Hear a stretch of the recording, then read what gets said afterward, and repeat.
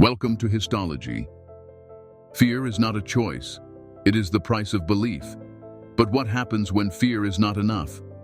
Across history, people didn't just fear the gods' wrath. They feared their silence. To be abandoned by the gods was a fate worse than death.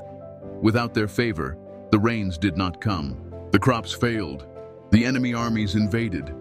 When the gods turned away, so did the world itself. This is Histology Channel. And today we do not ask whether the gods should be feared. We acknowledge that they must be. Fear was never just a byproduct of religion. It was its foundation. The earliest gods were not loving, merciful beings. They were rulers, executioners, and cosmic enforcers. Their favor meant survival. Their anger meant ruin. Ancient myths weren't bedtime stories. They were warnings. The wrath of Zeus was not a fable. It was a reminder that kings who defied the gods would be crushed. The flood in the book of Genesis was not a metaphor, but a declaration that all of humanity could be erased in a single act of judgment. The Egyptian afterlife was not a place of rest, but a treacherous realm where the soul was weighed, and a single misstep could lead to annihilation. But the gods didn't just punish, they controlled. Taboos were their directives, and violating them was a direct insult to their power. In ancient Greece, the greatest offense was hubris, the pride of seeing oneself as equal to the gods. Prometheus stole fire and was chained forever.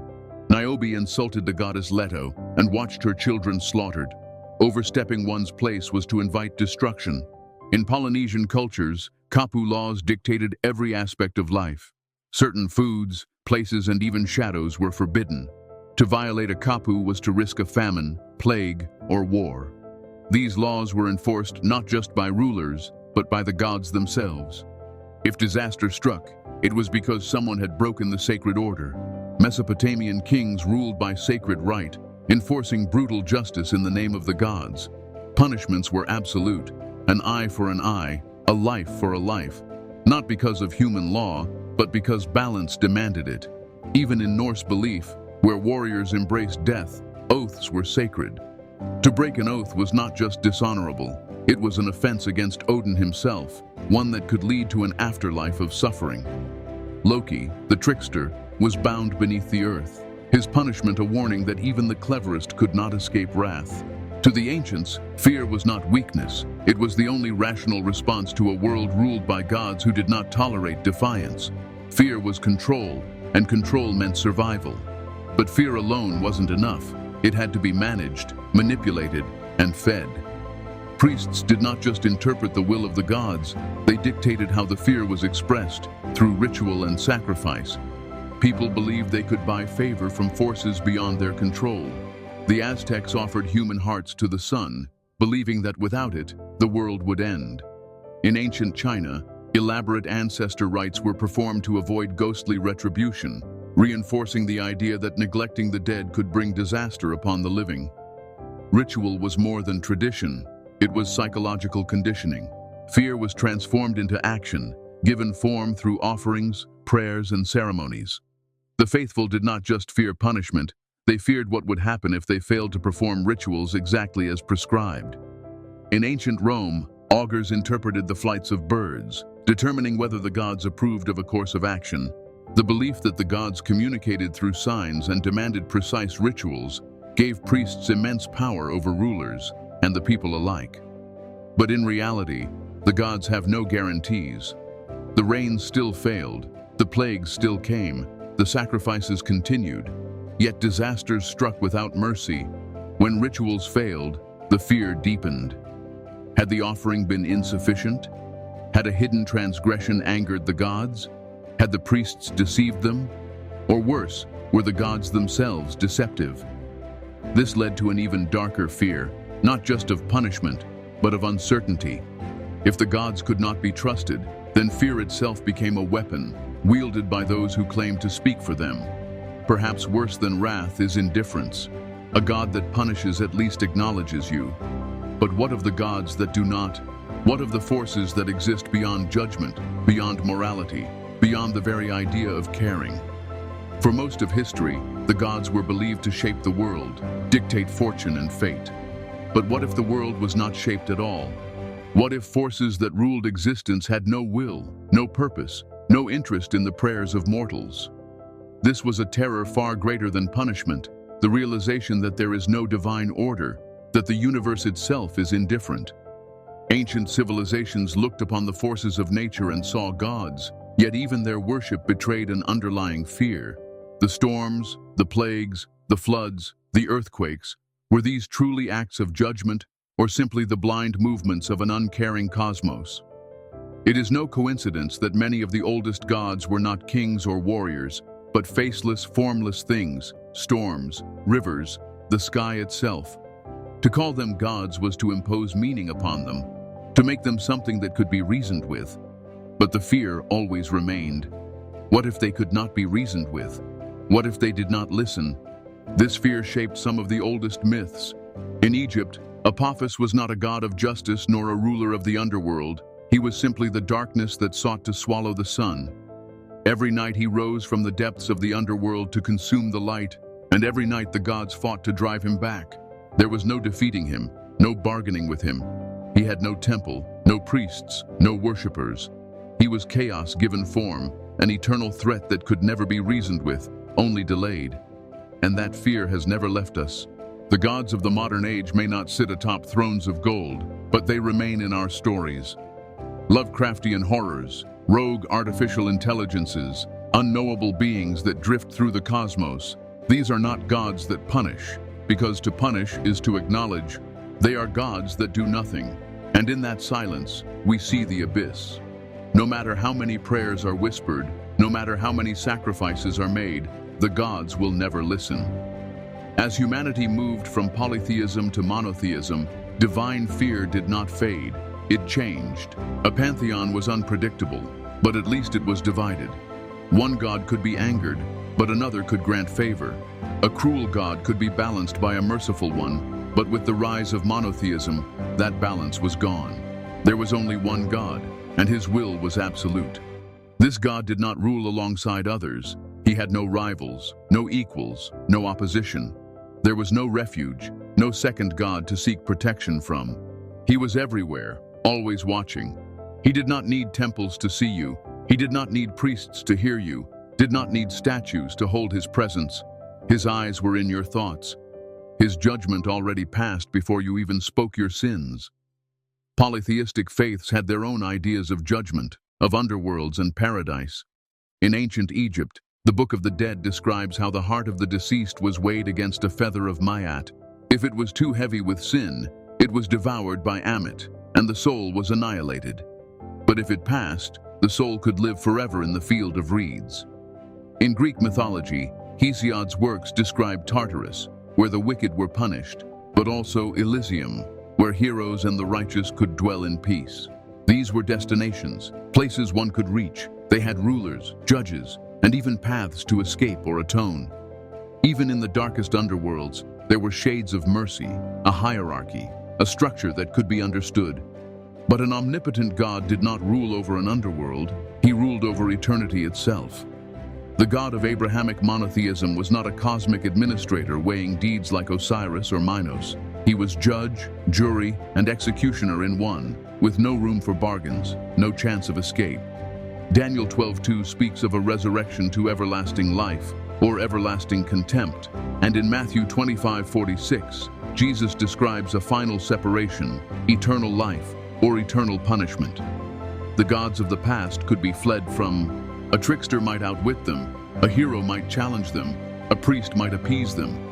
But there was no outwitting, no challenging, no appeasing a God who already knew your fate before you were even born. Romans 9:15 states, "I will have mercy on whom I have mercy, and I will have compassion on whom I have compassion."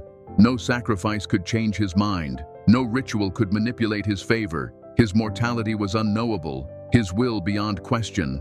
And his punishment was not a place to endure. It was a trial to pass through. It was forever. To live was to be judged. To die was to face the sentence, and that sentence had no end. The fear of the gods did not lessen. It became total. If gods were to be feared, what of the things even they despised?